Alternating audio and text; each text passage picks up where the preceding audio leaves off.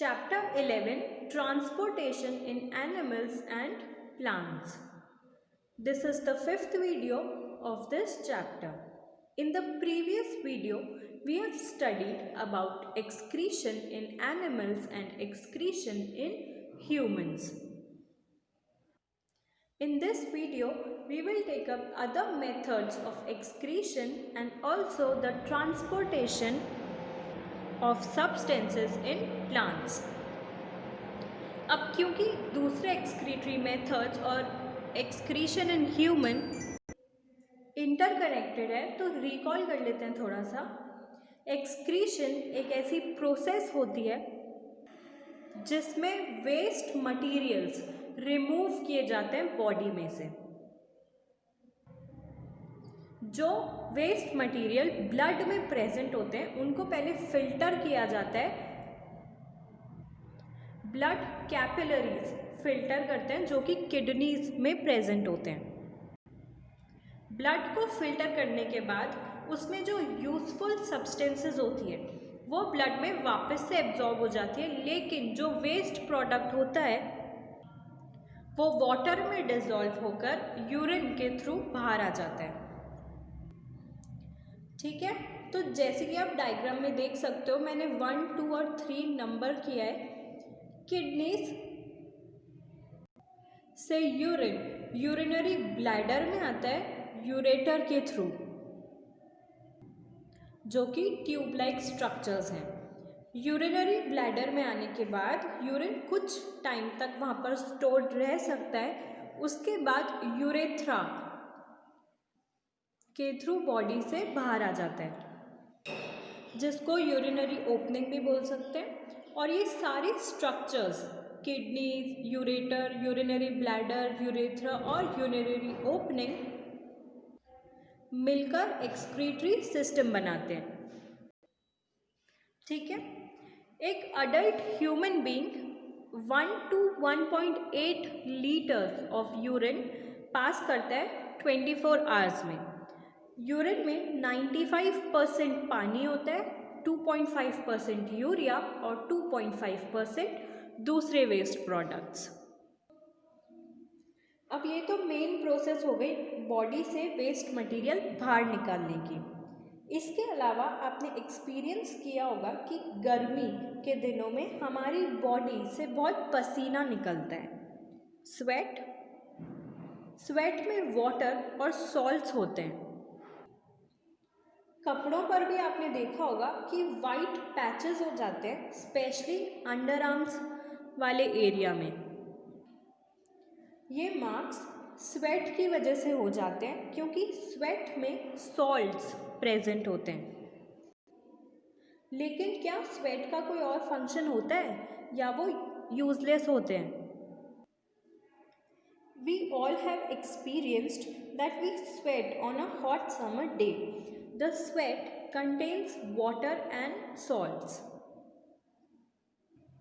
White patches are formed on our clothes, especially in areas like underarms. These marks are left by salts present in the sweat. Does sweat serve any other function? We know that the water kept in an earthen pot, that is matka, is cooler. This is because the water evaporates from the pores of the pot, which causes cooling. Similarly, we sweat. It helps to cool our body. ठीक है, तो sweat का function समझने के लिए हमने एक example लिया है अर्दन पॉट का, यानी कि मटके का। अगर हम पानी मटके में रखेंगे तो वो ठंडा होगा, क्योंकि मटके में पोर्स होते हैं जिसमें से पानी इवेपोरेट हो जाता है। पानी के इवेपोरेट होने से कूलिंग होती है, जिससे पानी ठंडा हो जाता है। सेम इसी तरह स्वेट जो होता है वो हमारी बॉडी को ठंडा रखता है। ठीक है, now our next important topic is transport of substances in plants. In chapter 1, you learned that plants take water and mineral nutrients from the soil through the roots and transport it to the leaves. The leaves prepare food for the plant using water and carbon dioxide during photosynthesis. You also learnt in chapter 10 that food is the source of energy and every cell of an organism gets energy by the breakdown of glucose. The cells use this energy to carry out vital activities of life. Therefore, food must be made available to every cell of an organism. Have you ever wondered how water and nutrients absorbed by the roots are transported to the leaves? How is the food prepared by the leaves carried to the plants which cannot make their food? Okay, chapter 1 में आपने ये पढ़ा था कि plants soil में उनकी roots से water और मिनरल न्यूट्रिएंट्स लेते हैं और उसको लीव्स तक ट्रांसपोर्ट करते हैं। फिर लीव्स फूड प्रिपेयर करते हैं फोटोसिंथेसिस की प्रोसेस से वाटर और कार्बन डाइऑक्साइड को यूज़ करके। ठीक है, अब आपको पता है ना कि फूड एनर्जी का मेन सोर्स होता है और ऑर्गेनिजम्स की बॉडी में हर सेल को एनर्जी की ज़रूरत होती है। वो एनर्जी उनको कैसे मिलती है? ग्लूकोज के ब्रेकडाउन से। अच्छा, सेल्स को एनर्जी की ज़रूरत क्यों होती है? डेली एक्टिविटीज़ या प्रोसेसेस परफॉर्म करने के लिए। प्लांट्स में जैसे कि फोटोसिंथेसिस और ह्यूमंस और ऑर्गेनिजम्स की बात करें तो चलने के लिए, भागने के लिए, खाना खाने के लिए, हर काम के लिए एनर्जी की ज़रूरत होती है। अब हमने ये बोला कि ग्लूकोज के ब्रेकडाउन से सेल्स को एनर्जी मिलती है। यहाँ ग्लूकोज जो है वो फूड का फॉर्म है। ठीक है, अब जैसे प्लांट्स ने फोटोसिंथेसिस की प्रोसेस से खाना बना लिया, वो खाना सारे सेल्स तक पहुंचना चाहिए ताकि उसके ब्रेकडाउन से सेल्स को एनर्जी मिले। इस फूड का और वाटर और मिनरल्स के का ट्रांसपोर्ट लीव्स तक और सेल्स तक कैसे होता है? सबसे पहले हम पढ़ेंगे transport of water and minerals.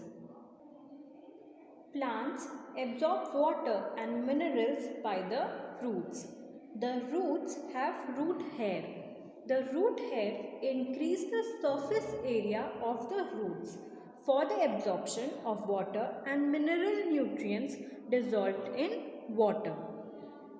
The root hair is in contact with the water present between the soil and the particles. Plants water और मिनरल्स एब्जॉर्ब करते हैं रूट्स में से। रूट्स में रूट हेयर होते हैं।